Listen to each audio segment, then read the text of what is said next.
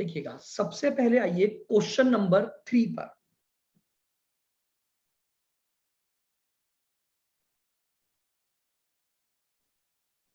Question number 3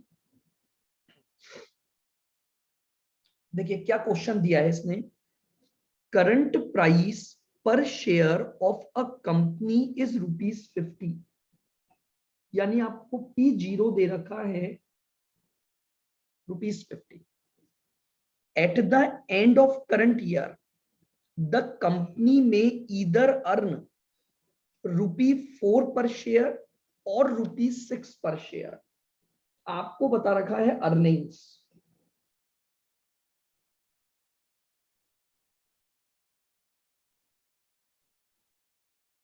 आपकी earnings या तो ₹4 जा सकती है या आपकी अर्निंग्स ₹6 जा सकती है।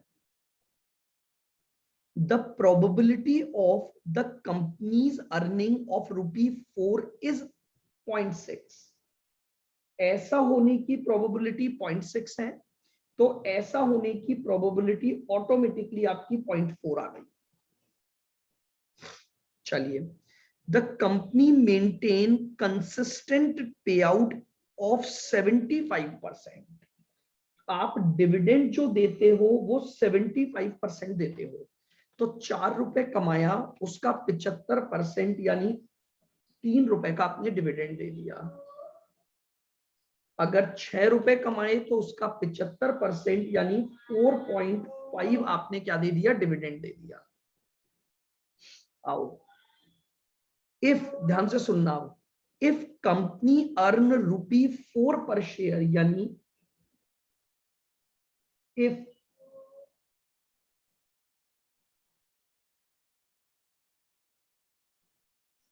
अर्निंग्स जो है वो ₹4 हो जाए, तो जो मार्केट प्राइस होगी 1 साल बाद, या तो वो जा सकती है, यानी P1 की बातें कर रहा है, या तो P1 जा सकती है आपकी ₹48, या आपका P1 जा सकता है ₹52। यानी अगर आप ₹4 की अर्निंग्स कमाओगे तो P1 या तो 48 जा सकता है या P1 52 जा सकता है। 48 जाने की प्रोबेबिलिटी दे रखी है 0.70, तो इसकी प्रोबेबिलिटी हो गई 0.30। आगे बढ़ते हैं। अगर कंपनी ₹6 कमाती है, इफ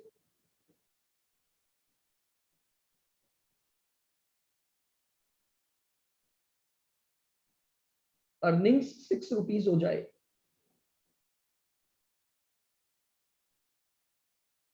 फिर दो संभावनाएं दी हैं उसने। अगर अर्निंग्स ₹6 हो जाएगी तो जो मार्केट प्राइस है यानी P1 है, या तो वो जा सकती है 55, होने की प्रोबेबिलिटी दे रखी है 0.80, और या वो जा सकती है 58, और होने की प्रोबेबिलिटी है 0.20। ये लीजिए, ये सारा डेटा आपको दिया हुआ है। अब उसने मांगा क्या है, determine the expected rate of return. आपको ER यानी एक्सपेक्टेड रेट ऑफ रिटर्न निकालना है। तो देखिएगा, एक्सपेक्टेड रेट ऑफ रिटर्न अगर मुझे निकालना है तो फॉर्मूला तो मुझे पता है कि अगर मुझे ER निकालना है तो फॉर्मूला बनता है return 1 into probability 1 plus return 2 into probability 2 plus dot dot dot. But problem यह है, पहले मुझे रिटर्न्स निकालनी पड़ेंगी। सबसे पहले मुझे इस गिवन डेटा से क्या निकालना पड़ेगा, होल्डिंग पीरियड रिटर्न निकालनी पड़ेगी।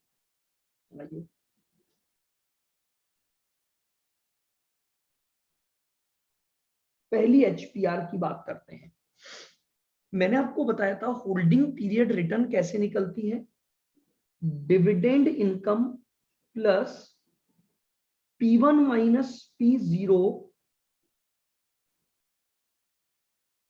Divided by P0 into 100। आओ पहली रिटर्न की बात करता हूं, ध्यान से सुनना। अगर डिविडेंड 3 रुपए मिलता है और P1 48 हो जाए, ये दो बातें मैंने एक साथ ली। अगर डिविडेंड 3 रुपए मिले और P1 48 हो जाए तो मैं क्या रिटर्न कमाऊंगा? तो आइए, 3 का डिविडेंड 48 माइनस 50 का P0 डिवाइड बाय 50 इंटू 100। बताइए, मेरे पास HPR आ जाएगी तो 48 माइनस 50 और प्लस 3 डिवाइड बाय 50 इंटू 100, 2% की रिटर्न आ गई। ये पहली HPR आ गई। HPR 2, डिविडेंड अभी भी 3 रुपए रहेगा, लेकिन P1 इस बार 52 रुपए हो जाएगी, तो 52 माइनस 50 डिवाइड बाय 50 इंटू 100, तो ये दूसरी HPR आ जाएगी। 5 डिवाइड बाय 50 इंटू 100 यानी 10%। ये लीजिए, ये मेरे पास पहली HPR और दूसरी HPR आ गई। HPR 3, अब मेरा डिविडेंड 3 के बजाय 4.5 भी हो सकता है, तो डिविडेंड 4.5 होगा और P1 55 हो जाएगी। तो लीजिए, डिविडेंड हुआ 4.5 plus P1 55 minus 50 divide by 50 into 100। Solve कर दीजिए इसको। 5 प्लस 4.5 डिवाइड बाय 50 इंटू 100, कितना? 19% आ गया। HPR 4 निकाल लीजिए। डिविडेंड तो अभी भी 4.5 रहेगा और अब प्राइस 58 रुपए हो जाएगी, तो 58 माइनस 50 डिवाइड बाय 50 इंटू 100, हो गया 8 प्लस 4.5 डिवाइड बाय 50 इंटू 100, तो 25% की रिटर्न आ गई।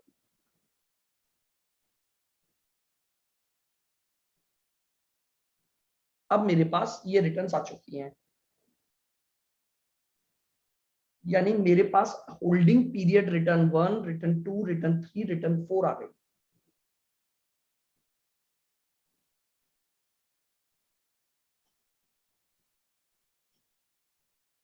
तो रिटर्न क्या क्या आई मेरे पास?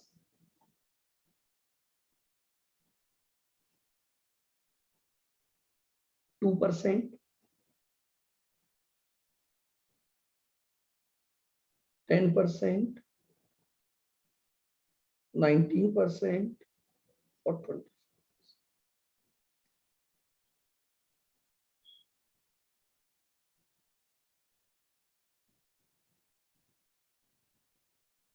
अब इन रिटर्न के होने की प्रोबेबिलिटी ध्यान से समझना। यहां पर ये 2% की रिटर्न कब आएगी?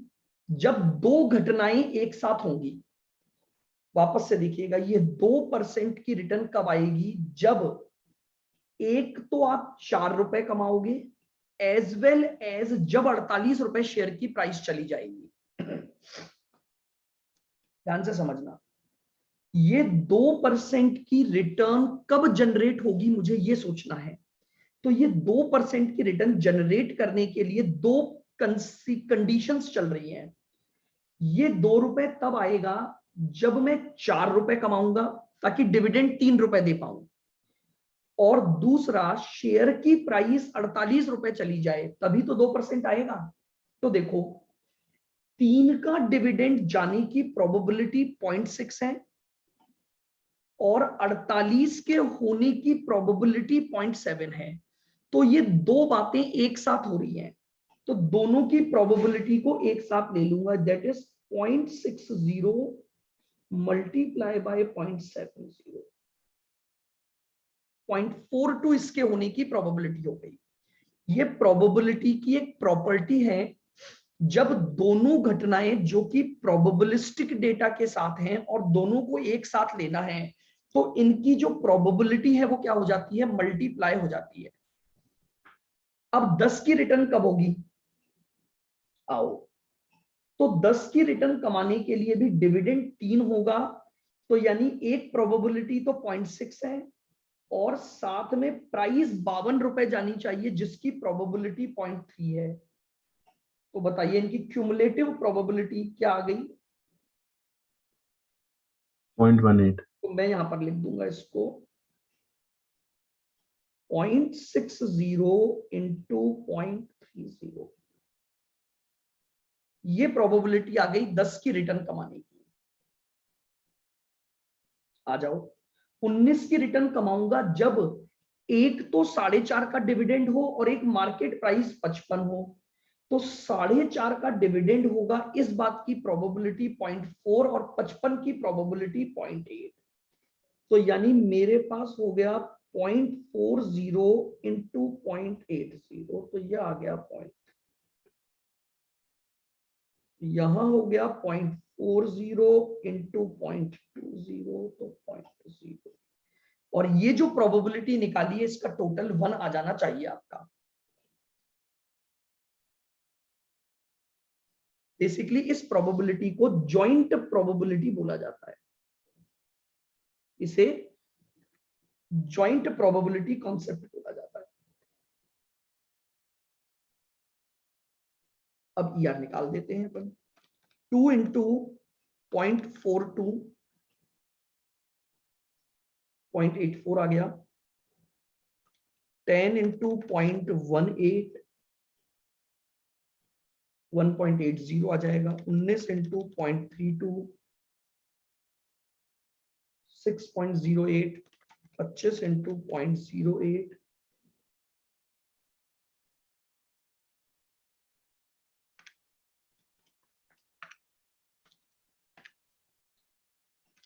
10.72 मेरी,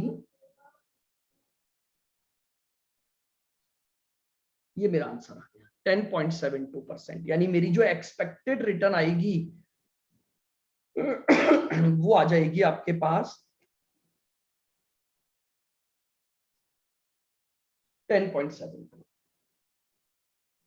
एक बार आप देख लीजिए इसको।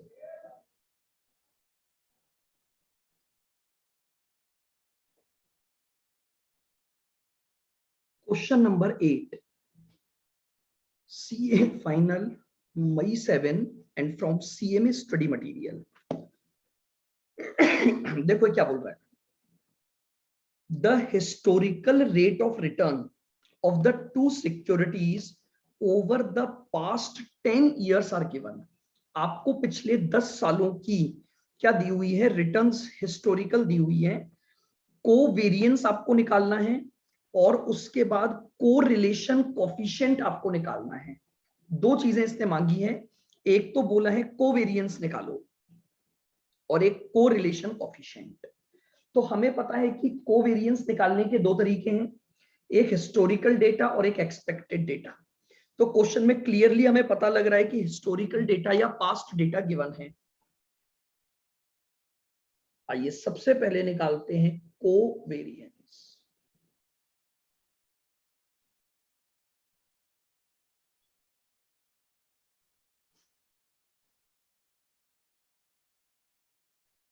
कोवेरिएंस बिटवीन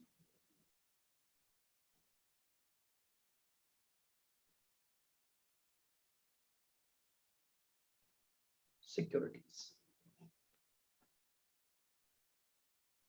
तो देखिएगा, सबसे पहले मुझे एवरेज रिटर्न चाहिए,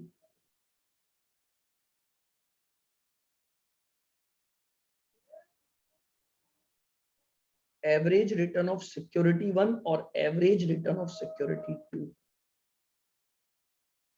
तो आपके पास 10 सालों का पास्ट डेटा गिवन है, 12 + 8 + 7 + 14 + 16 + 15 plus 18 plus 20 plus 16 plus 22 divided by 10 कितनी आ रही है इसकी 14.8।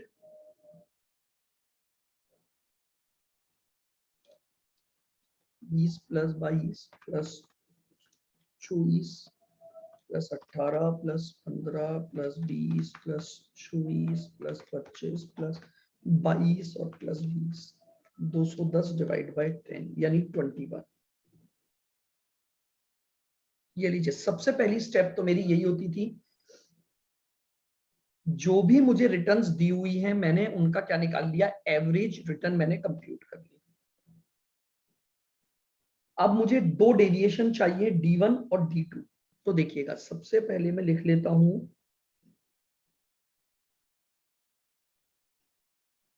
रिटर्न सिक्योरिटी 1 की, ठीक है, ईयर नहीं लिखे मैंने, 12 8 7 14 16 15 18 20 16 और 22।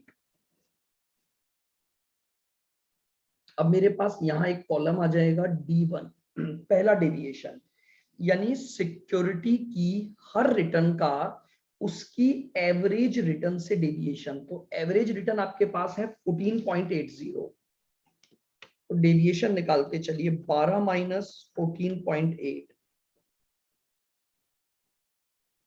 माइनस का 2.8, 8 माइनस 14.8 6.8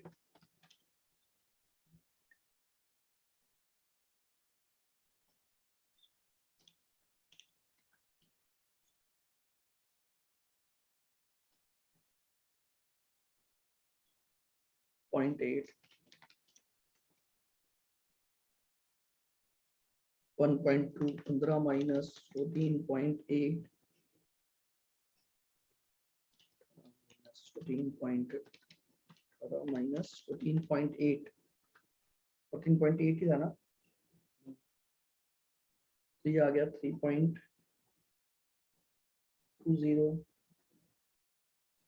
फिर 20 माइनस 14.8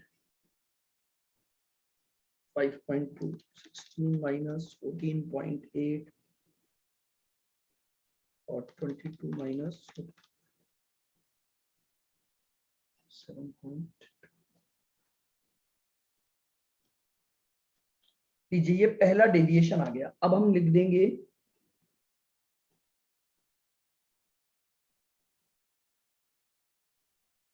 रिटर्न ऑफ सिक्योरिटी 2।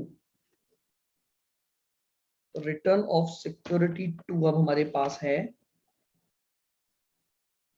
20 22 24 18 15 20 24 25 22 और 20। तो इससे अब हम निकाल लेंगे deviation number 2।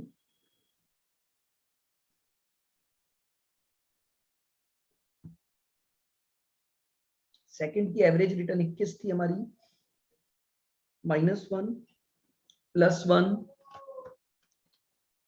24 minus 21 3 18 minus 21 minus का 3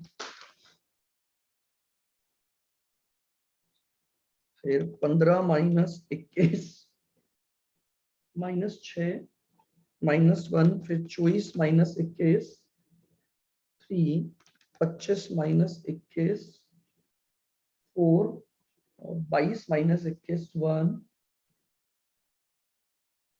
और -1। ये हमारे पास D1 और D2 आ गए। अब हमारा अगला कॉलम होता था D1 इंटू D2।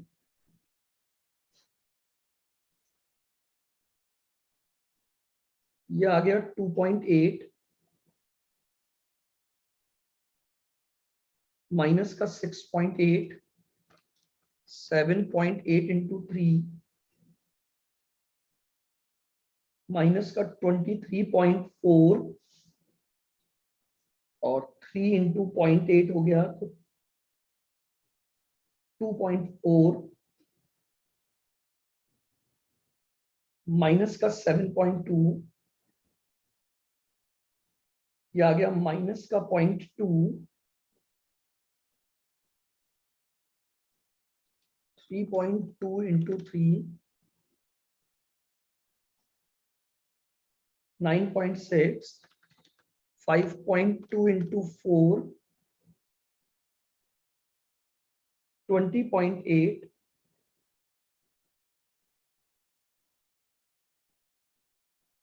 then 1.2 और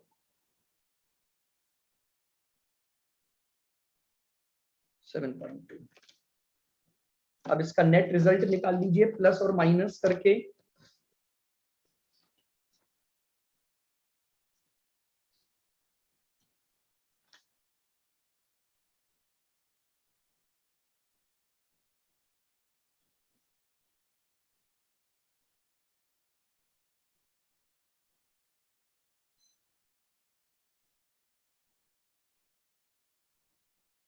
तो इसका टोटल आ रहा है आपका माइनस का 8।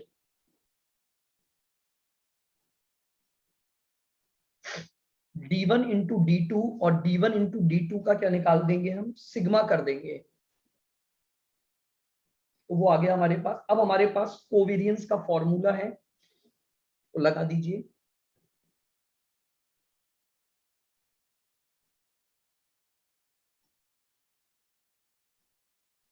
Covariance is equal to sigma D1 into D2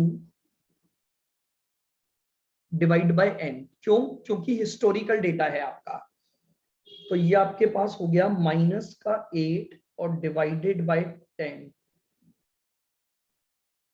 लीजिए माइनस का 0.80, ये आपके पास कोवेरियंस आ गया सिक्योरिटी 1 और सिक्योरिटी 2 के बीच में। ये लीजिए, ये तो हमने पहला पॉइंट निकाल दिया। से बस फॉलो अप करना। ये लीजिए,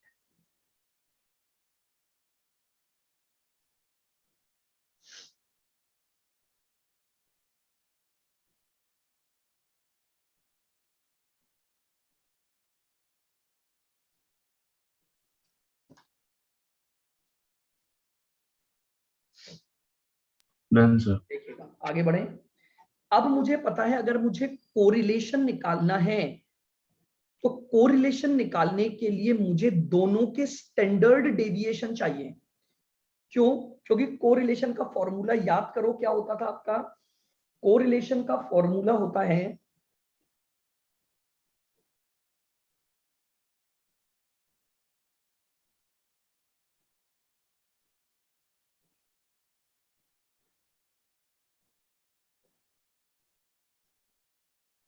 correlation coefficient is equal to covariance between S1 and S2 divided by standard deviation of S1 multiply by standard deviation of S2। ये आपका कोरिलेशन का फॉर्मूला बनेगा। तो इसका मतलब अब मुझे स्टैंडर्ड डेविएशन निकालना है बेस्ड ऑन हिस्टोरिकल डेटा। तो देखिएगा मैंने ऑलरेडी D1 और D2 निकाले हुए हैं, तो मुझे बेसिकली अब इनका स्क्वायर करना है बस। मैंने ऑलरेडी D1 और D2 निकाले हुए हैं,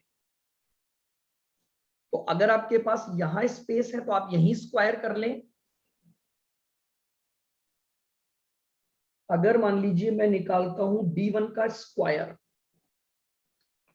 तो 2.8 इंटू स्क्वायर हो गया 7.84, 46 0.24,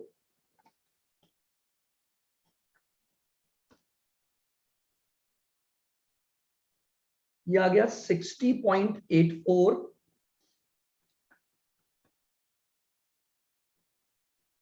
0.64,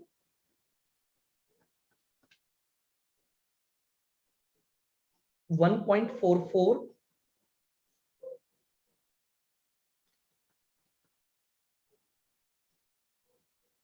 0.04,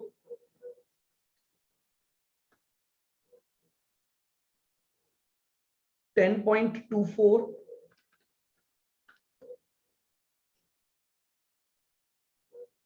27.04, 1.44,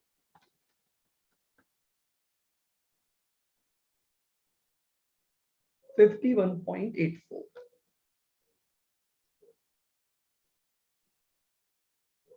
टोटल बताइए ये कितना आ गया?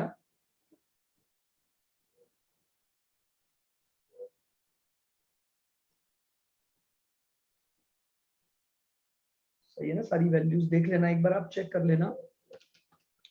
तो 7.84, 46.24, 60.84, 0.64 और 1.44, 0.04, 10.24, 27.04, 1.44, 1.84, 207.6,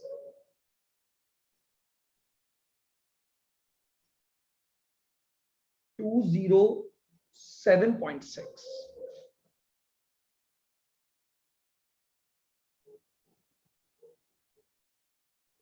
आइएगा अब इसी तरह से हम निकाल लेते हैं D2 का स्क्वायर।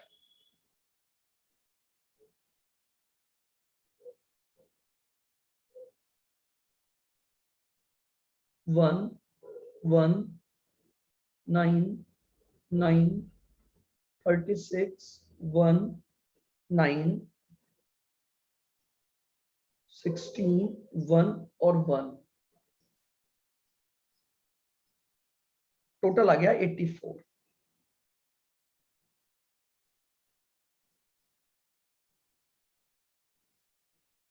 लीजिए, तो अब मेरे पास दोनों का, ध्यान से सुनना, जो स्क्वायर था उनका टोटल आ गया।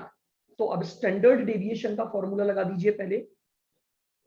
Standard deviation of security 1 under root sigma D1 square upon n, 207.6 divide by 10 का अंडर रूट। तो ये आ गया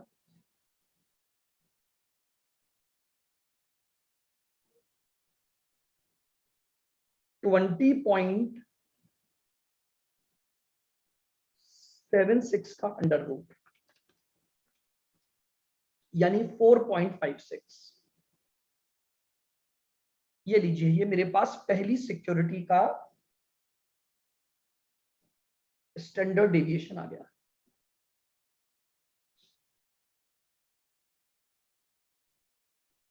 standard deviation of security 2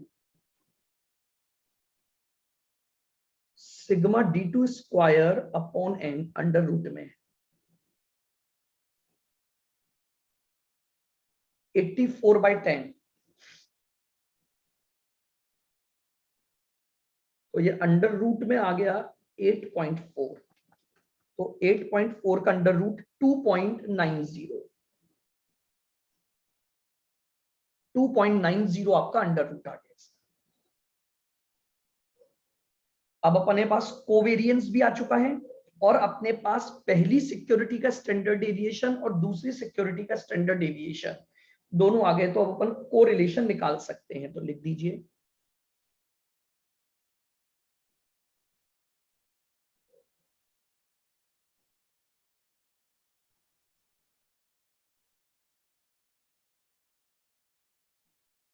correlation coefficient is equal to minus का 0.80 मेरा कोवेरियंस था, डिवाइडेड बाय 4.56 इंटू 2.90,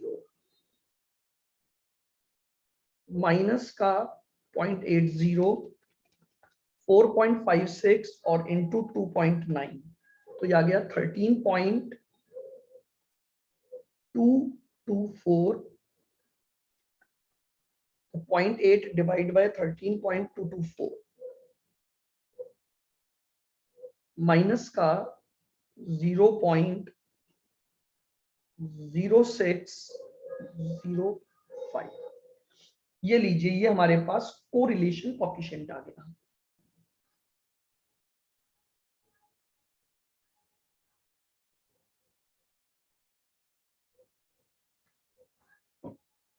देखिएगा, बस कैलकुलेटिव पार्ट है, जो चीजें मैंने आपको एग्जांपल्स में करवाई, बस उन्हीं के क्वेश्चंस हैं हमारे पास ये सारे। तो ये हमारे स्टडी मटेरियल का क्वेश्चन था, क्वेश्चन नंबर 8। बोलिए, क्लियर है बिल्कुल? आइए आगे बढ़ते हैं।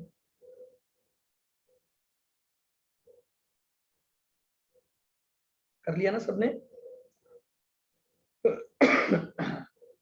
चलिएगा,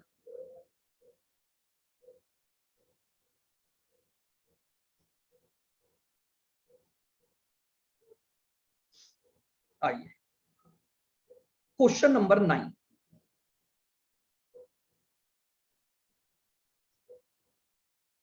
क्वेश्चन नंबर 9 देखो, बहुत ध्यान से सुनना, इसने क्या बोला है। Mister A is interested to invest ₹1 lakh in the security market. He selected two securities B and D for this purpose. The risk return profile of these two securities are as under. B security का standard deviation और return the हुई है, और D security का standard deviation और return दिया हुआ है। इनके बीच का कोरिलेशन भी आपको गिवन है। You are required to calculate the portfolio risk and the portfolio return of the following portfolios of B and D to be considered by A for his investment.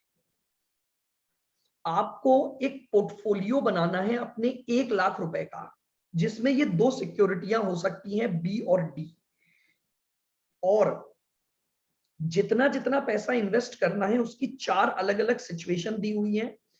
अब आपको चारों सिचुएशंस में portfolio की return निकालनी है और चारों situations में पोर्टफोलियो की रिस्क निकालनी है। तो आइए सबसे पहले हम बात करते हैं पॉइंट नंबर 1,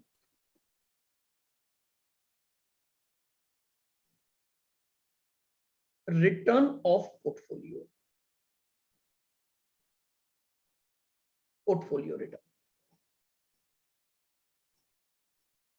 ठीक है।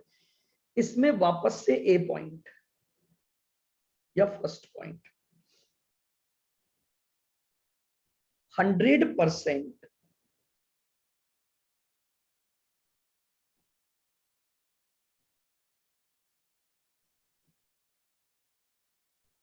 बताइए, अगर मैं अपना पूरा का पूरा पैसा केवल बी में लगाऊंगा तो रिटर्न केवल वही कमाऊंगा जो बी मुझे कमा कर दे रहा है।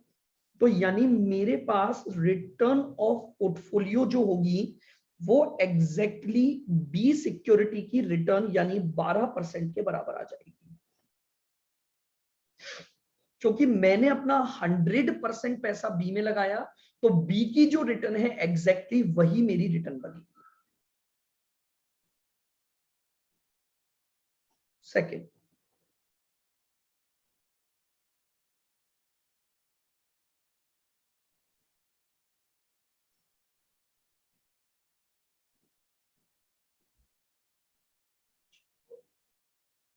दूसरा केस है 50-50% पैसा लगाऊंगा मैं। तो अगर मैं 50-50% लगाऊंगा तो रिटर्न ऑफ पोर्टफोलियो क्या बनेगा, return of B into weight of B और return of D into weight of D. आइए, तो बी से मैं कमाऊंगा 12, लेकिन इसमें पैसा लगेगा 0.5 प्लस डी से कमाऊंगा 20 इंटू 0.5 6 प्लस 16% रिटर्न कमा लूंगा। अगर मैं 50-50% पैसा लगाता हूं तो मेरे पोर्टफोलियो की जो रिटर्न आ जाएगी वो 16% आ जाएगी।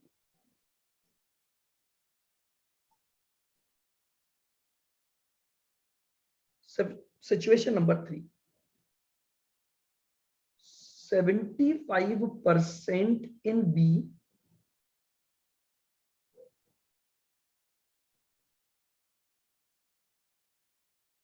and 25% in D। 75% पैसा तो बी में लगाऊंगा, रेस्ट डी में लगाऊंगा। रिटर्न ऑफ पोर्टफोलियो तो देखो बी से कमाऊंगा 12% इंटू इसमें लगाऊंगा 0.75 प्लस 20 कमाऊंगा और इसमें लगाऊंगा 0.25। 12 इंटू 0.75 9 प्लस और 20 इंटू 0.25 यानी 5। मेरे इस पोर्टफोलियो की जो रिटर्न मेरे पास आएगी वो 14% आ जाएगी। बोलिए क्लियर है? आइए situation number 4, 100% investment in D, 100% in D only.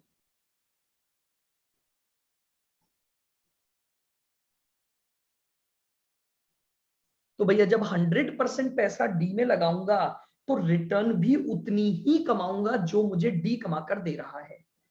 तो यानी मेरी जो रिटर्न आ गई वो 20% आ गई।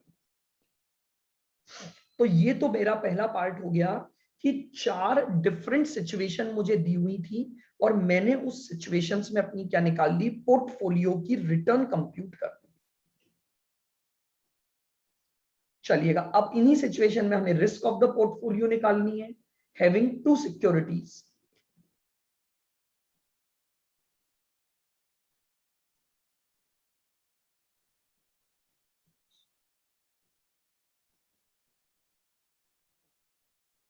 risk of portfolio having 2 securities,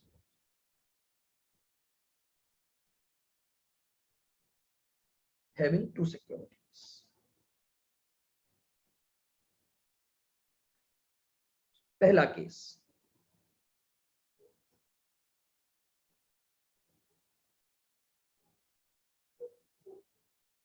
बताइए अगर मैं अपना 100% पैसा बी में लगाऊंगा तो मेरे ऊपर जो रिस्क आएगी वो भी एग्जैक्टली उसके ही बराबर आएगी जो बी में है।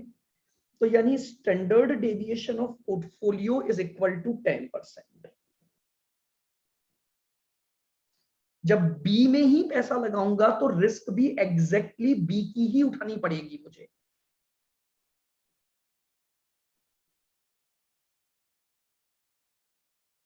Second,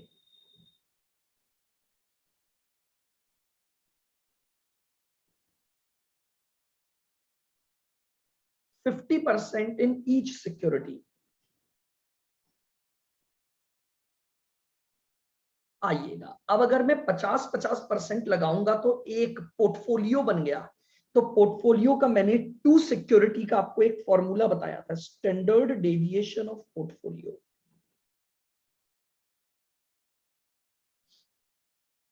standard deviation of B security square, weight of B security square plus standard deviation of D security square और weight of D security square plus 2 into standard deviation of B security, standard deviation of D security, weight of B security, weight of D security और correlation between B and D। ये हमारा एक formula बन गया।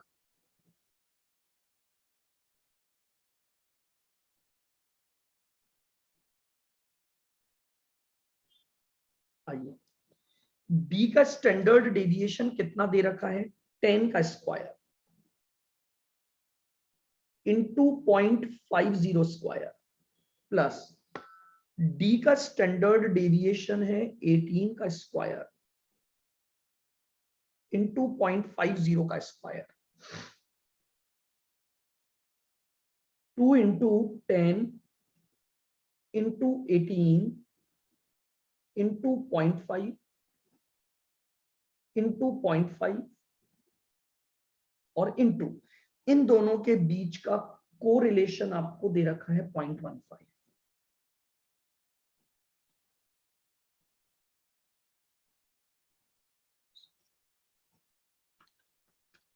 Ten का square हो गया 100 into 0.5 का स्क्वायर हो गया 0.25 प्लस 18 का स्क्वायर हो गया 324 into 0.25 plus 2 into 10 into 18 into 0.5 into 0.5 और इंटू 0.15, 13.5।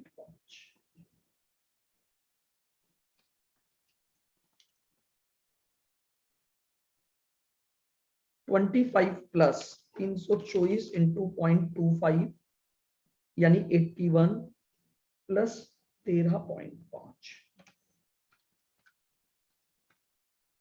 ये टोटल आ गया 119.5। इसका अंडर रूट निकाल दीजिए तो पोर्टफोलियो की रिस्क आ गई 10.93%।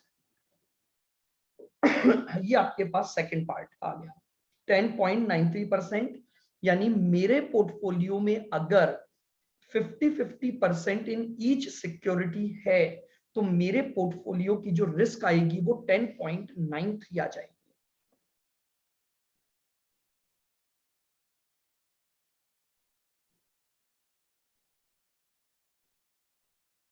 थर्ड,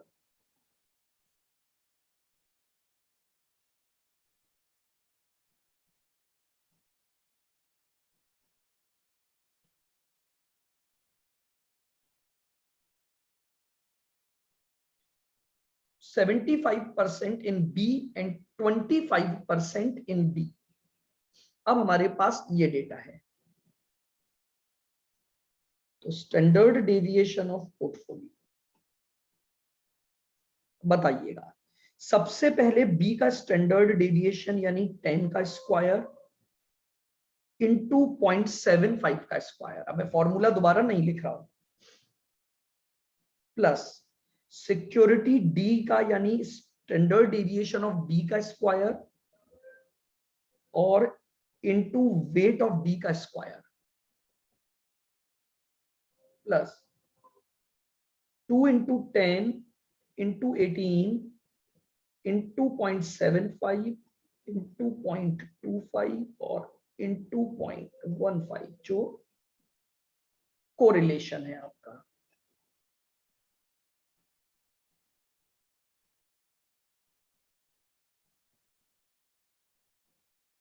हंड्रेड इंटू 0.75 का स्क्वायर आएगा 0.5625,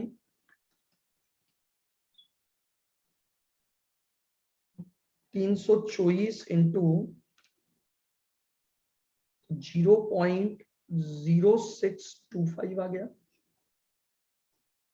plus 2 into 10 into 18 into 0.75 into 0.25 और इंटू 0.15, 10.125।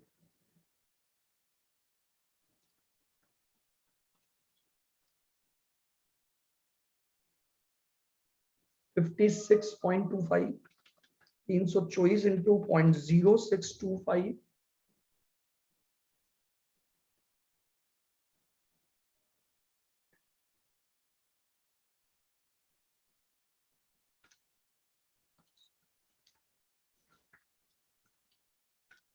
86.5 625 और इसका अंडर रूट निकाल दीजिए तो आपके पास आ गया 9.31%।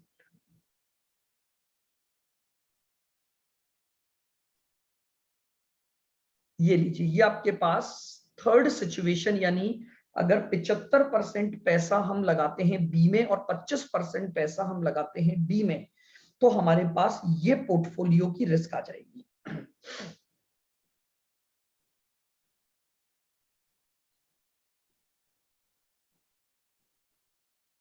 सिचुएशन नंबर 4,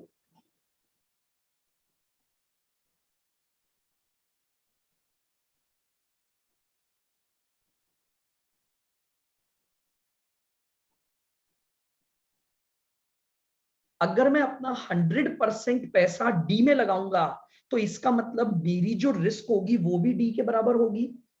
तो standard deviation of portfolio is equal to 18%। तो लीजिए, चारों सिचुएशन में मैंने पोर्टफोलियो की रिटर्न निकाल दी और मैंने पोर्टफोलियो की रिस्क निकाल दी। आगे इसने एक और चीज पूछी है, also indicate that which portfolio is best for him from the risk as well as the return point of view। अलग अलग आंसर देना है कि अगर ये इन्वेस्टर केवल रिटर्न के व्यू पॉइंट से बात करे तो इन चारों में से सबसे बेस्ट क्या है, और अगर इन्वेस्टर रिस्क के रेस्पेक्ट में बात करे तो इन चारों में से सबसे बेस्ट क्या है। तो देखिएगा,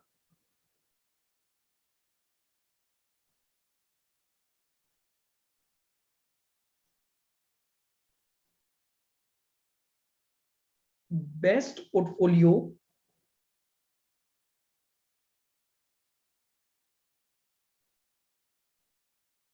व्यू पॉइंट ऑफ रिटर्न। अगर मैं रिटर्न के व्यू पॉइंट पर बात करता हूं तो आप ध्यान से देखिएगा, जब मैं ऊपर जाता हूं रिटर्न के व्यू पॉइंट से तो देखिएगा 12, फिर 16, फिर 14, फिर 20, तो हाईएस्ट रिटर्न मुझे इस डी ऑल्टरनेटिव में यानी 100% इन्वेस्टमेंट इन डी पर मिलेगी। तो व्यू पॉइंट ऑफ रिटर्न का मतलब हो गया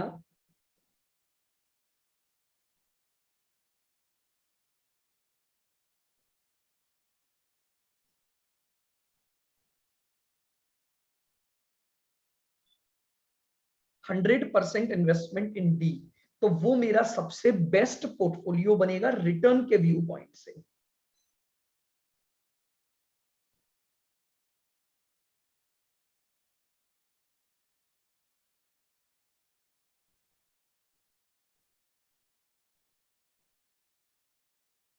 आइए व्यू पॉइंट ऑफ रिस्क की बात करता हूं।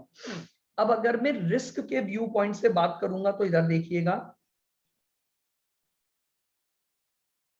यहां पर 10% है, फिर यहां 10.93 है, 9.31 है और 18 है, तो 9.31 यानी जो मेरा तीसरा पोर्टफोलियो है वो सबसे बेस्ट होगा। यानी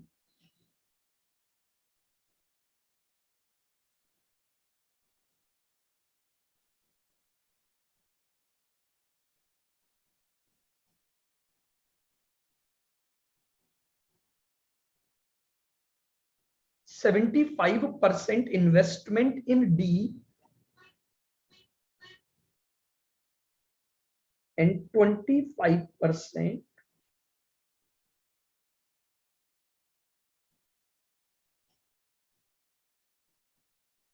इन्वेस्टमेंट इन बी। अच्छा गलत दिया, बी में है क्या 75%? उल्टा लिख दिया।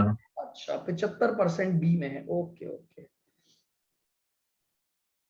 तो 75% इन्वेस्टमेंट इन बी और 25% इन्वेस्टमेंट इन डी। यहां पर मेरी जो रिस्क आएगी वो रिस्क सबसे कम होगी।